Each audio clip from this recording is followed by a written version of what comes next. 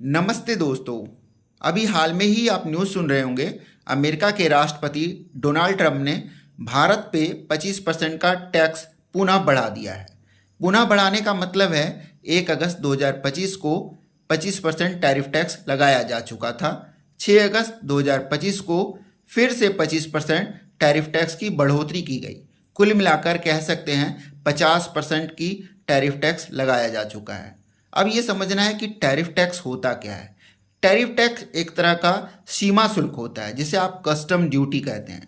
जब कोई सामान विदेश से आयात होता है उसे टैरिफ टैक्स उसमें लगाया जाता है। जैसे भारत से जो वस्तुएं अमेरिका जाएगी उस पर 50% का टैरिफ टैक्स लगाया जाएगा। इसके कारण से क्या होगा? ये कारण ये होगा कि वहाँ के रहने वाले लोग उस वस्तु को कम खरीदेंगे क्योंकि वो महंगी होगी। इसके कारण अमेरिका ने ये टैरिफ टैक्स लगाया है। इसके पीछे माना जाता है कि भारत का रशिया से नज़दीकी बढ़ना या भारत का रशिया से ज़्यादा ही आयात करना चीज़ों का।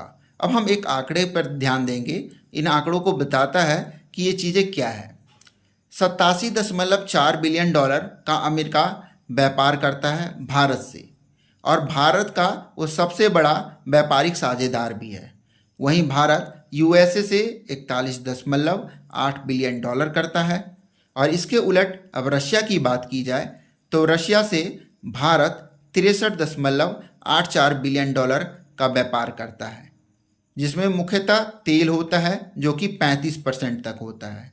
वहीं भारत से रशिया 4.88 बिलियन डॉलर का व्यापार करता है।